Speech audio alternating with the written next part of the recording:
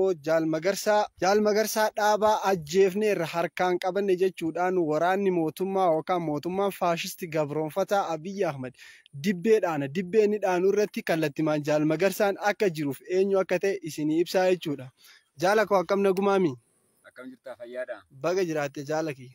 Baga walumaanuu jiraanne. Ayyee diinni yeroo hedduu Jaal Magarsaa qabanneerra maandheen Jaal Magarsaa badeera waraana bilisummaa Oromoo laga Mogoritti Jaal Magarsaa harkaan qabnee ajjeesneerra jedhu akka jiraattuun abdiin qabasii akka jiraattus hawwiin qaba waan ta'eef Jaal Magarsaa mee ati haala kanarratti maal jettaani warra du'aniiru dhabamaniiru siin jedhee warra si jaalataniif si deeggaran hunda abdii sirraa kutuuf haasa'u kanaani akka jirtu mee ati maal jetta gabaabsiitii yaada ijoo ittiin nagaa uummata Oromoo biraan.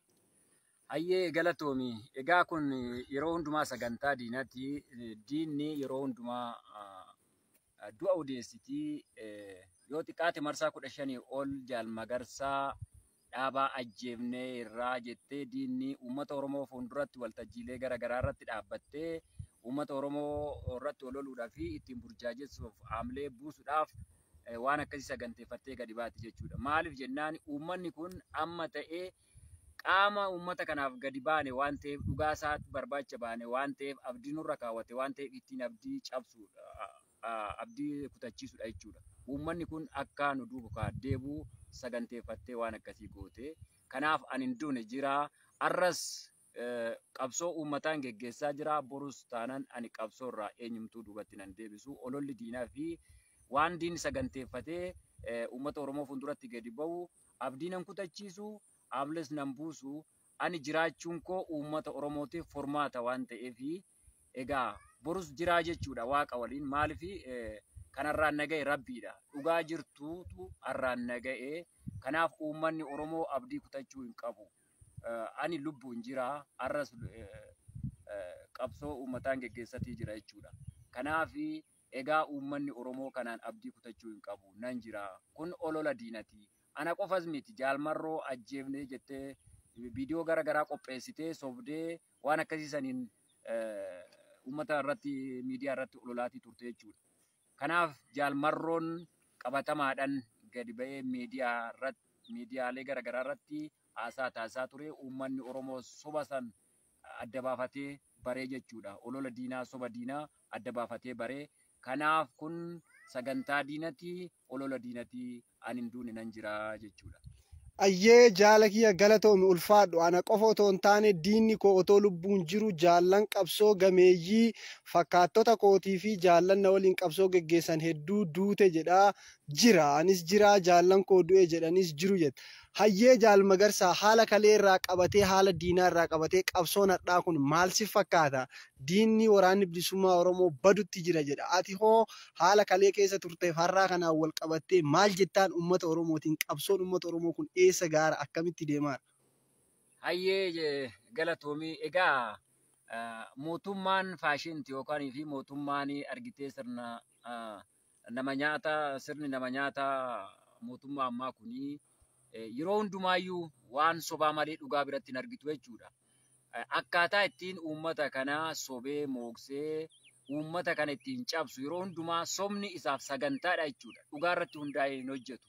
Kanaaf waraanni bilisummaa Oromoo waraana kaayyoof akeekaa dhugaa qabatee baheedha. Jaarmaa seera qabeessa caasaafidhaan hooggansa tokko jalatti hiriiree taliigamuudha. Jaarmaa argitee uummanni isaallee jaalatee fi uummanni isaa hawwatee kaayyoof akeeka dhugaa qabatee akka bahe uummanni baree jaalatee duukaa hiriiree baheedha. Uummannii fi waraanichi wal keessa jira waan ta'eef yoomumaayyuu balleessuu hin danda'u jechuudha. Kan kaleessat irraa har'ammoo egaa ittuyyuu guddachaa dhufe malee waraanni kun badaatii hin dhumne illaafannes guyyaa tokkoyyuu waraanni kun yookaan lollitti ta'ee gaaga'amsi irra gahee hin beeku. Yoo diinarraa 880 du'uu nama 2 yookaan 3 yookaan tokkotu wareegama argite jechuudha waraana bilisummaa Oromoo keessatti. Kanaan alaa waraanni kun ittuu guddachaatii deema kan diinaa immoo xiqqaachaa deema waan ta'eef waraanni kun waan akka salphaatti baduu miti. Ani isa kaleessaa sanirraayyuu waraanni bilisummaa Oromoo sadarkaa inni har'a irra jiru yoon ilaalu amleef gammachuun ko haddaa jechuudha. Maaliif jennaani guddinni keenya ittuu cimaatii ture jabinnii fi bilchinni waraana bilisummaa Oromoo itti guddachaatii dhufe. Kanaaf waraana argitee waraana bilchinaaf dandeettii fi ga'umsa guddaa qabudha waan ta'eef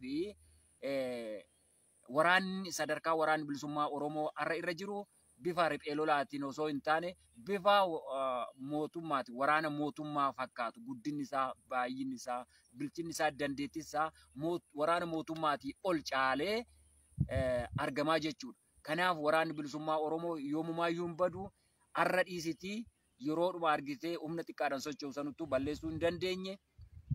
Aangaa'onni mootummaa yeroo yeroodhaan sagantaa baafatanii miidiyaa irratti ba'anii guyyaan manaatti ni balleessina jedhu. Sagantaa qabatu, beellama qabatu, nama waraana bilisummaa Oromoo bosona baasuu kan danda'an dhiisitii nam tokko miseensa waraana bilisummaa Oromoo guyyaa tokko nam tokko qaban hin beekan jechuudha. Harkaan qabatan hin beekan. Kanaaf dhabamsiisuus hin danda'an. Yeroo tokko gaafa argitu uummata kana, uummata naga'aa argitee sobanii rifeensa wiigii garaagaraa itti maxxansanii itti tolchanii isa kana qawwee itti kennanii hiriirsanii waraana ammanaa boojinee jiru.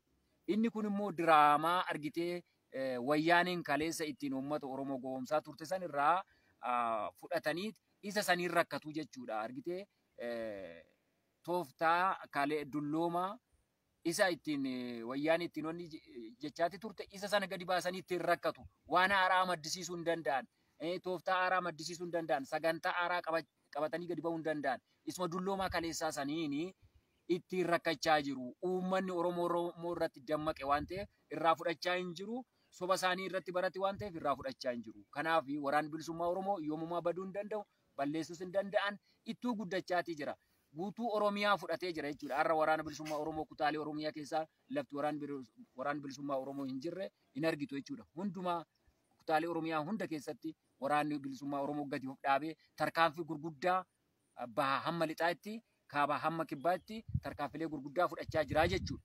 Kanaaf yoo ilaaltu faallaa isaatiin gadi ba'a mootummaan. Waraanni mootummichaa badaatii jira. Hin facaa, hin ajjeefama, hin booji'ama. Waraana bilisummaa Oromooti. Waraana mootummaa irraa guyyaa guyyaan booji'aati kan jiru. Waraana mootummaati guyyaa guyyaadhaan waraana bilisummaa Oromootiin kan ajjeefamaatii oolu. Hin badalleen hin faca'a. Kanaaf diinichatu badaa jira malee waraanni bilisummaa Oromoo waraana uummataati, waraana sabaati, waraana kaayyoof akeeka dhugaa qabatee gadi ba'eedha. Dhugaan immoo guddisaa jirti. Kanaafuu baduu hin danda'u itti guddachaatii jira. Ayyee jaala koo galatoomi qophii waliin turre keessatti waan gaarii jiraachuu kan ka'e irraa kaasee haala waraanninii fi lafti Oromiyaatii fi gabroonfataan itti jiru hedduu naa tutte. Kanaaf ammoo akka gaafiitti wanta tokko kan si gaafadhu jaallan qabsoo bilisummaa Oromootiin hadha baddaa fi gammoojjii geggeessaaran kana warra harka keetiin guddiste si jala hiriiranii as ga'an kanaa fi waa'ee abdii ittoor waan jajjabeessu jaallan kaabaa fi kibba bahaa fi dhiha zooniilee Oromoo cufa keessa jiran kan qabsoo keessa jiruuf kan qabsoo dhufuuf abdii qabuuf fakkeenya taatee jirta. Dhaamsa maal dhaamtaaf isaan kanaan? Ayyee jaallan dhaloota har'aa gara qabsoo uummata Oromootti galaa jiruuf keessa jiruuf tan itti borulleetti dhufuuf wanni nan dhaamu. Egaa dhaabni adda bilisummaa Oromoo dhugaa uummatichaa barbaadaaf bosonatti ba'ee dhugaa harkaa qabnaa, dhugaa barbaannaa, haqa keenya barbaannaa nama biraatii miti kan nuti barbaachaa jirru. Kanaafuu immoo dhugaan nu guddisaa jira, dhugaan immoo ifatti ba'aa jira waan ta'eef namni dhalli Oromoo ta'ee hundumtuu gara qabsootti galee dhugaa isaa barbaaddatu saba isaaf haa qabsaa'u. Diinaaf ergamee diina jala fiigee wareegama gatii hin qabne kaffaluurra saba isaatiif dhufee qabsoo saba haa geggeessu hin jedha. Uummata isaatiif yoo wareegame qabsoo haqaa irratti yoo wareegame seenatu isa faarsa. Uummata isaa fuulduratti kabaja qaba. Namni immoo alagaa jala fiiguu fi diinaaf ergamtuun kabaja hin qabdu. Seenan bara baraan ishee abaarti jechuudha. Kanaaf egaa jaallan har'a waraana bilisummaa Oromoo har'a argu kana yoon ilaalu kaleessa gaafa lafa kanatti gadi baanu nama 2-3 taanee gadi baane har'a immoo sadarkaa waraana bilisummaa Oromoo irra jiru baay'ee gammachuu guddaan natti dhaga'ama waan ta'eef. Kanaaf uummanni Oromoo ni bilisuma waan ta'eef bilisummaa ni arganna waan ta'eef waraanni bilisummaa Oromoo haa jabaatu, jabaachuu qaba. Lafa jirutti Egaa rakkoon kaleessaa sun har'a akka kaleessaa sana rakkoon akkasii hin jirtu. Uummata isaa keessa taa'eetii qabsoo gaggeessaa jira. Uummanni waliin hiriiree jira. Uummanni Oromoo baay'ee si boonsa, baay'ee si gammachiisa. Kanaaf qabsoon teenya ittuu jabaachaa jirtu waan ta'eef haa jabaatu hin jedha. Qeerroon Oromoo gara qabsootti haa galu, haa qabsaa'u, dhufee haa leenji'u. Leenji'uudhaaf karri banaadha. Yeroo hundumaayyuu haalli mijataadha. Leenji'uu danda'a waan ta'eef har'as leenjisaatii jira. Lafa itti argitee diinni balleessine dhabamsiisne sagantaa qabattee alagoota illee of duukaa hiriirsiteeti ergisaa waraana biyya hambaatillee ergisaadhaan fudhatteetoo duula bal'aan geggeessi jettee saganteeffatte kana keessatti duula sanaan hin milkoofne nuti immoo waraana illee leenjisaa jirra, humna guddaa illee leenjisnee baasnee jirra, baasas jirra waan ta'eef borus ni leenjisna waan ta'eef qeerroon Oromoodhaa dhufee haa leenji'u, haa qabsaa'u. Yeroo ammaa kanatti kallattii hundumaanuu mijataadha waan ta'eef karri banaadha haa dhufuun jedhaan. Ayyee jaala koo gaafii isa dhumaa waraana mootummaa ta'e ilmaan Oromoo duula mootummaan kun harka ilmaan Oromootiin haadha Oromoof dachii Oromoo cicciree saamaa jiruun yaamichi ati waraana mootummaa ilmaan Oromoo waraana mootummaa keessa jiraniif gootuuf dhaamsi ati ilmaan Oromoo waraana mootummaa keessa taa'anii haadha Oromoo saamanii saamsisaa jiru impaayera kana tiksaa jiraniif dhaamsa akkamii dhaamtaaf yaamicha akkamii gootaaf? Tole dhala Oromoo argitee impaayera dulloomaa kana impaayera biyyattii kanaa kana utubuudhaaf ijaaruudhaaf achi keessatti osoo hin beekne diinaaf ergamee diinaaf hojjetuuf wallaalan achi keessatti galee deebi'ee uummata isaa ajjeesuu fi dararaatii jiru wanni nani dhaamuu fi egaa har'a uummanni Oromoo dammaqee lafa eenyummaa isaa baree Oromummaa isaa baree seenaa kaleessa keessa darbe san bareetoo har'a dhugaa isaa barbaachuudhaaf qabsoo dhugaa geggeessaa jiru, qabsoo sabaa geggeessaa jiru keessatti dhalli Oromoo immoo wallaalaanis haa ta'u faayidaa garaagaraatiinis qabamee diinaaf ergamaatii jiru. Har'a of baree eessa dhugaan hin qallatti malee hin cittu har'a ifatti ba'aatii jirti. Boruu egaa seenaa xuraa'aa ofirratti galmeessuu fi yookaan immoo badii ofirratti fiduurra har'a gara sabaatti deebi'anii qawwee harkaa qabanii uummata isaanii ittiin ajjeesurra diina isaa itti garagarshanii dhufanii waraana bilisummaa Oromootitti makamanii qabsoo uummatichaa waraana bilisummaa Oromoo waliin ta'anii geggeessuu qabu. Kanaaf dhufu nus gaafa isaan dhufanii harka bal'isneeti isaan simanna. Maaliif jennaan rakkoon tokko isaan irra ga'u hin jiru. Bakka hundatti argaatii jiru.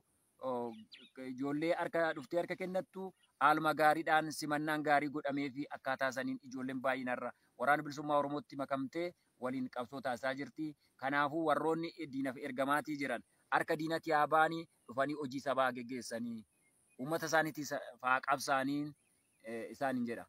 Galatoomii jaala kiyya ulfaadhu. Jaal Magarsaan du'eera yookaan badeera jettan diinonni Jaal Magarsaa fi ergamtoonni impaayeraa kan taatan cufti keessan jiraachuu Jaal Magarsaa ifatti isinitti mul'iseera. Jiraachuun Jaal Magarsaa kana yoo ta'u iddoon Jaal Magarsaan jiru kinoo bosona Oromiyaa keessa jira Jaal Magarsaan har'as. Bosona Oromiyaatti kan isa galche Jaal Magarsaa gabrummaa akka ta'e dubbateera. Bosona Oromiyaatii baasee kan isa galchu bilisummaadha. Jaal Magarsaan du'a hin sodaadhu du'uudhaaf bahe saba kootiif du'ee saba koo ceesisa saba koo bilisoomsa ergaa jedhuun dabarfate. Kanaafiyyuu galatooma uummanni Oromoo diinni isaa hogadduu uummanni Oromoo ammoo kan isa jaalatuuf isa deeggaru jiraachuu Jaal Magarsaa shakkii takka malee waan arganiif isin deeggarsa keessan itti jabaadhaa itti cimaa Jaal Magarsaan jira kan isiniin jedhu YouTube chaanaal Risaa Laga Mogor share subscribe gochuu hin dagatina. Qophii ittaanu qabannee isin dhiyaana dhagaan nu tura deebana hora gadaan gadaa bilisummaati injifannoon kan uummata Oromooti.